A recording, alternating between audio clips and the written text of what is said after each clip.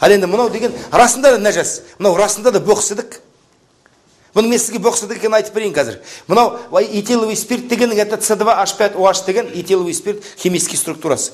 Мынау есть дрожжевые бактерия деген бар. Мынау обычный мынау виноградқа дрожжевой бактерияны салып жүретін болсаң, сол дрожжевой бактерия сладкоежка әлдер жей бастайды, сартылдатыр. Әлгіні жейді да мочить етеді. Кіші дәретін сындыра береді. Сие береді, ша береді деген сияқты. Моча дрожжевых бактерий. Эта моча называется по химической структурасы С2H5OH, этиловый спирт. Дрожжевой бактерияның. Көрдіңіз бе? Ол нәжас емес пе? Нәжас. Ал енді ана вино дегенің бар түр-түрі, мен мысалы көп әңгіме айтар едім, менде өмекең түрі кім болар? Әлгі шампанскийің әлгі мына кімдердің кәдімгі кімі кіші дәретімен ана кім әлгі паноспен ана газы әлгі осырығы.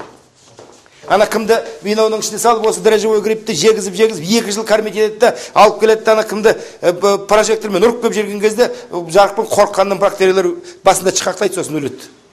Өзінің кімінде кім етіп. Газы, сосын осырады, боздық жібереді.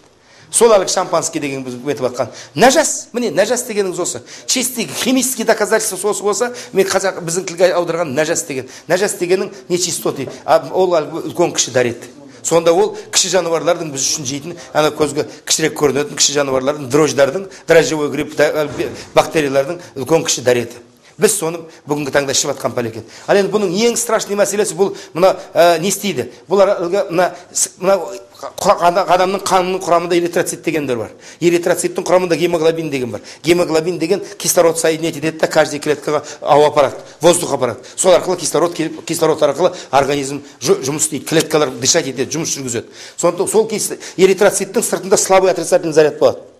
Мына эритроцит, мына этиловый спирттің бір способності слабый отрицательный заряд алып тастайды. Сол кезде ана отрицательный слабый зарядтың арқасында эритроциттер бір зарядтылар бір-бірін тебеді ғой. Әртүрлі зарядтар бір-бірін тартады. Ана сыртындағы отрицательный заряд алынып тастағанда эритроциттер клеивать етеді. Склейка эритроцита происходит. Бір-бірімен склеивать етіп қалады. Сондықтан бұлар енді обычно жүре береді. Крупный магистральный венный сосуды без проблем жүре береді. Именно мәселе мына мелкие микрокапиллярларда. Микрокапилляр деген не нәрсе? Мынау головной мозгта 15 миллиард нервный клеткалар бар. Оның каждый бір нервный клеткаға бір капилляр келеді, микрокапилляр келеді. Сол микрокапилляр деген мынау міне нервный клетка болса, мына жерде мына микрокапилляр. Әлгіде кімдер эритроциттер міне бұлай тура кіре алмайды, бір-бірден в ряд только кіреді бұлай. Ал егер бұл склейка болып бүйтіп жабысып қалған болатын болса, ол мына жерге бір эритроцит келеді, закупорит етіп барға кіргізбей тастайды. Сол кезде не болады? Мына гипоксия болады, начале ауа жетпейді, одан кейін не істейді? Некроз, өледі мына нервный клетка. Сөйтіп бұнда арақ ішкен кезде пиво ішесіз бе, арақ ішесіз, оның бәрінде құрамында этиловый спирт, нервный клеткалар өледі головной мозгта. Олар өліп қана қоймайды, не істейді? Кроме того, 36-37 градус температура черептің астында ол сасиды. Сасыған кезде адамның басы ауырады, нервный болады. Шаршайды, кешегі арақ ішкен адам бүгін қаншама нервный клеткасын өлтіреді. Организмда өлген клеткалар басты ауыртып атқасын, организм құтылу керек, не істейді? Организмдегі барлық жыртқышты черептің ішіне кіргізеді. Сосын ана промывать етіп жуады. Организм су кетіп қалғасында да сушняк болады, тірі келеді, тіл салақтап, басы ауырып, әлек шығады. Сосын мынаның бәрін жуады да через мочеполовой пути әлгіні кіші дәретпен сүйіп тастайды. Кто сегодня вчера пил водку дейді, или пиво, утром он мочится собственными мозгами дейді. Жданов деген бір ученый бар, жақсы дос болып қалдық. Ол тек қана Жданов медицинский ученый, мен дәрігермін ғой, сіздерге айтып отырған. Бұл этиловый спирт обладает протоплазматический яд деп 300 жыл назад врачтар заключение берген медицина. Ол бізде бар нәрсе. Бұның эритроцит әлгі кімді қанды сущать ететінде белгілі нәрсе. Міне көрдіңіз бе? Нервный клеткалар головной мозгтың өліп қалды. Не болды енді? Міне өзіңіз ойлай беріңіздер. Сондықтан біздің әлгі адамның организмінде денсаулығы, бытықыштық айта берсе бұл жерде көп мәселе бар. Бұл страшный нәрсе, арақ деген. Яд, протоплазматический яд. Оны бүгінгі таңда ішуіміз, ішу деген ол не нәрсе вообще?